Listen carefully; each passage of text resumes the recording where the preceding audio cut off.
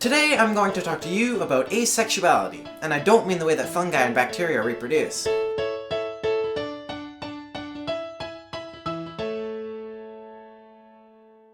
I'm asexual. No, really, it's a real thing.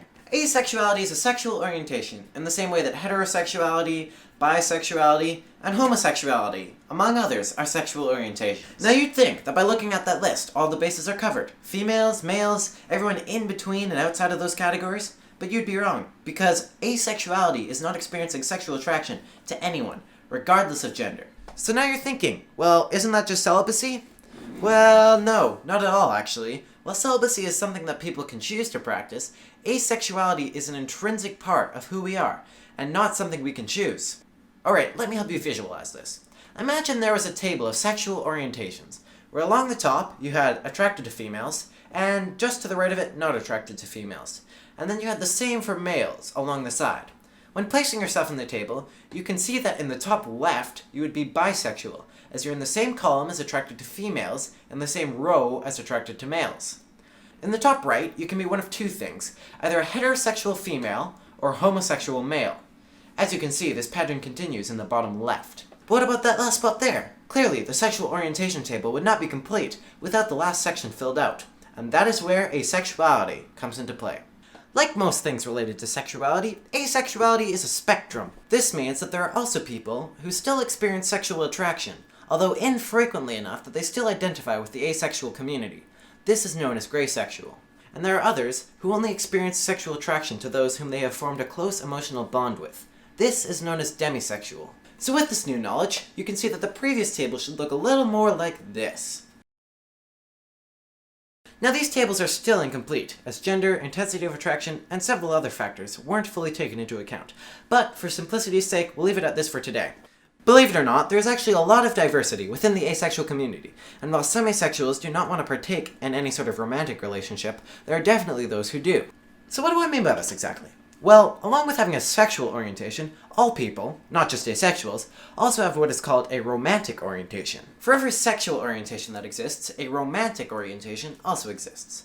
So, while a heterosexual person may desire to form a sexual relationship with someone of the opposite sex or gender, a heteroromantic person may desire to form a romantic relationship with someone of the opposite sex or gender. Of course, this applies to all people, regardless of sexuality. You can have a combination of orientations, such as a heteroromantic asexual, someone who isn't attracted to anyone sexually, but is romantically attracted to, or wants to form a romantic relationship with, someone of the opposite sex or gender. As I already stated, any combination can and does exist, so within and outside of the asexual community, there are people who are romantically attracted to females, males, anyone in between and outside of those categories, as well as people who aren't attracted to anyone at all. Finally, just because somebody isn't sexually attracted to anyone, it doesn't mean that they can't experience sexual arousal. Many do experience this sexual arousal, or sex drive, which is also known as libido. And even if an asexual does experience sexual arousal, it doesn't mean that they aren't asexual, as they aren't being sexually aroused by someone. Some asexuals do masturbate, though feel little to no desire for partnered sexuality.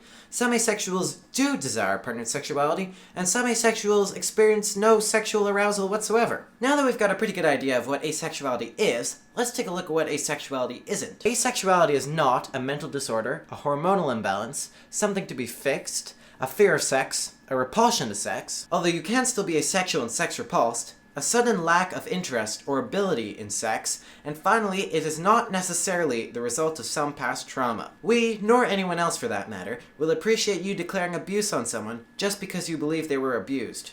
Alright, so what's the big deal? Why do we need to promote asexual awareness so much? Well, current estimates put asexual prevalence in adults at about 1% of the global population, and while this may seem insignificant, keep in mind that there are well over 7 billion people on the planet. The amount of asexuals living here on Earth likely ranges well into the millions, but the majority of these people don't have a way to describe what they're feeling, or fear being shunned by a society that so greatly values sex, should they come forth about their lack of sexual attraction.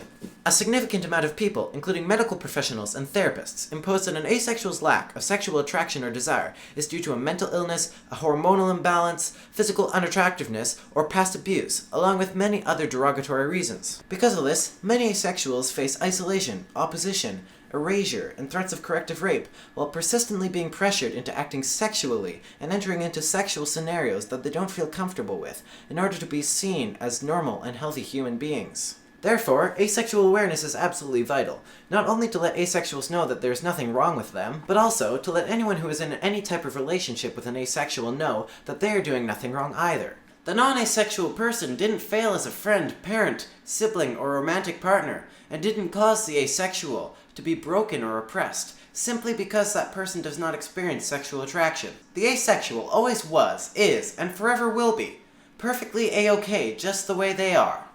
Today we learned about asexuality, and how asexuals experience no sexual attraction to anyone. We now know that it's different from celibacy, which is a choice, and we took a look at a couple of tables which display different degrees and types of sexual attraction, including the gray area. We learned that romantic orientations exist separately from sexual orientations, allowing for romantic asexuals, and that asexuals can experience sexual arousal. Finally, we took a look at what asexuality isn't, and why asexual awareness is so important. Our goal with Everything's A-OK is to spread visibility and education, and to provide support to those who would have difficulty finding it elsewhere. We plan to continue posting new videos on asexuality every Friday, so come check back here often, or subscribe to our YouTube channel to be notified of new postings. Feel free to leave any questions you have about asexuality in the comments below, and our team will do our best to make sure to answer each question, or provide materials where you can find those answers yourself if we are unsure. You can contact us at support@a-ok.org, or visit our website at a-ok.org, or the main asexuality website, asexuality.org, for more information on asexuality. Thanks for watching, and remember, everything's a-okay.